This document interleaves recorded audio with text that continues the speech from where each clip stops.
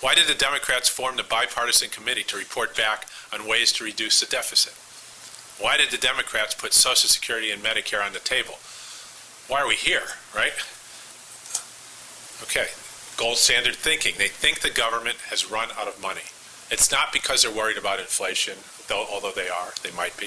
Okay, they think the government is spending now, limited by how much it can borrow from the likes of China, leaving that debt to our children to pay back. We've all heard this many, many times.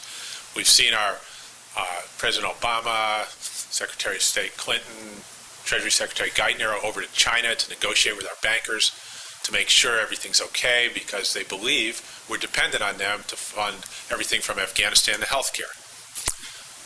How does a non-convertible currency work? Well, we've already gone through this. Anybody need a repeat on turning litter into money?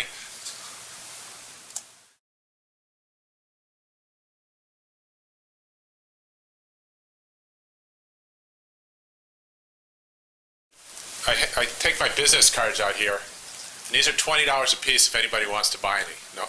Any takers? No? Okay. All right, well, if anybody wants to stay after and help clean up the carpet and tidy up the room, I'm going to pay $1 per hour, or $5 per hour, whatever. $1 per hour. Anybody want to stay and help? Okay, not a lot of takers. Then I add one more thing. Look, there's only one way out of here. There's a man at the door with a 9mm machine gun. Okay, and you can't get out of here without 5 of my cards. Okay, now things have changed. I've now turned litter into money. Now you will buy these, you will work for these things if you want to get out. The man at the door is a tax man. Okay, and that's the function of taxes. We wanted to replicate a currency for the students to understand national income accounting and how a currency works. And that it doesn't matter if you're a small open economy. And what they did is you need something like 20 buckaroos a semester to be able to get your grades in the economics classes. Okay, and the way you earn buckaroos is you can do public service, community service at some of the local institutions, whether it's the hospital or the police department or helping out locally. And they pay $1 per hour. Okay, and so back 10, 15 years ago, whenever these were started, they were worth and they were freely exchangeable. So you would have to go earn your buckaroos. You'd have to have 20 of them to pay your taxes, your buckaroo tax.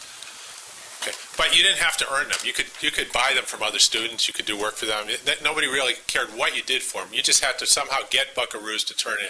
Just like you have to pay your taxes here, whatever you do to get your money. So the students would go to work and they'd earn these things, and at the end of the year, the first year, I did the accounting at the post-Keynesian conference for the buckaroos, and it went something like this. The total tax was 1,000 buckaroos across the classes. Students came and earned 1,100 buckaroos. Okay, and they paid 1,000 for taxes. The school ran a deficit. They spent 1,100, but they only collected 1,000. Did that affect their credit rating with the rating agencies or anything? Of course not. Okay.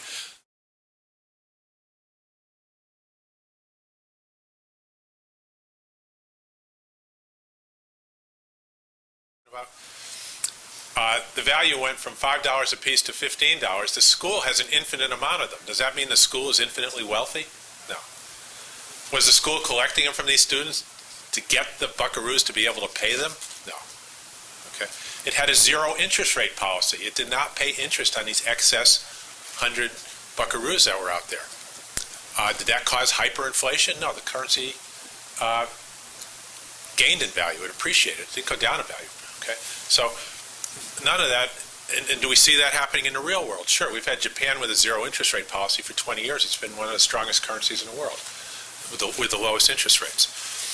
Again, if the school needed to anticipate paying buckaroos out next year or the year after, should they start trying to run a surplus, collect more than they spend, so they'd have them to give out later? There is no such thing as accumulating a reserve in your own currency when it's floating exchange rate like that. Could they even run a surplus? Well, on day one they couldn't. How are they supposed to collect more than they spend? They got to spend them first and then collect them. And if you look closely at the Federal Reserve and at how the accounts clear, that happens with our government. You guys who are in the markets, you know that on the days when we buy Treasury securities, when we're paying for those $44 billion in notes that were just sold, in the old days anyway, now we have excess reserves, but 2 years ago, the Fed would have to come in and buy securities the same day that it's selling them, because it has to do repos to add the money so we could buy them back.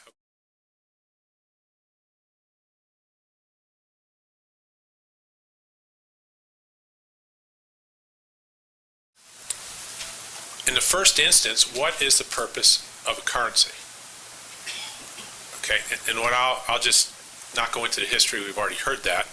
But even with my example with my cards, why was I doing that? It's because I wanted to get the carpet clean. I wanted to get resources from the private sector to the public sector. I wanted to provision the public sector.